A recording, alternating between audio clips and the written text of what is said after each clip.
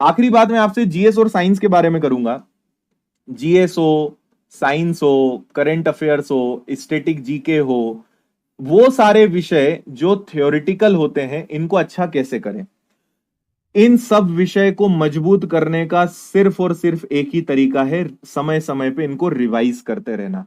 इनको जितनी बार बार बार रिवाइज करोगे ये विषय उतने मजबूत होंगे। देखो, मैथ्स और रीजनिंग ये दो ऐसे विषय हैं कि इनमें जितना प्रैक्टिस करोगे, जितने अलग अलग सवाल हल करोगे, ये मजबूत होंगे।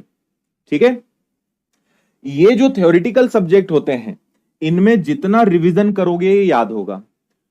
इनमें मैं कम से कम सलाह देता हूं कि हर टॉपिक को, हर सब्जेक्ट को आपको 3 से 4 बार पूरा पूरा पलटाना है। जो इनमें रट्टा मारेगा वो निपट जाएगा, वो मर जाएगा।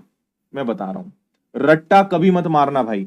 बार बार पढ़ो, बार बार रिवीजन करो, आपको चीजें याद होंगी। इतना सा फर्क है। आप हर चीज को बढ़िया कहानी जैसा पढ़ो और उसको बार बार पढ़ो।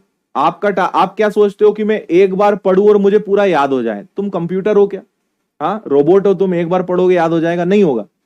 कम से कम 3 या 4 बार पढ़ो। और मैं जब पढ़ाई करता था ना, तो मेरे दिमाग में ये रहता था हमेशा कि यार इतना पढ़ लेना है कि 4 ऑप्शन देख के पता चल जाए कि आंसर क्या है। जब आपका बार बार पढ़ा हुआ होता है ना, तो आप कनेक्ट कर लेते हो कि यार आरबीआई की स्थापना ये सन बार बार पढ़ा है, यही होगा। और वो याद आ जाता है। जब बार बार पढ़ा होता है ना तो वो याद आता ही है। रट्टा मारोगे, मैंने देखा है कि जब आप किसी चीज को याद करते हो तो जिस समय जरूरत पड़ती सबसे पहले वो ही भूलते हैं। आपने भी देखा होगा कि जब आप स्टेज पे खड़े और आपने सोचा कि ये सारी चीजें मैं स्टेज पे जाके बोलूंगा, जैसे ही तुम स्टेज पे पहुंचे सब गायब। जो रट के गए थे, जैसे एग्जाम में गए, सब गायब।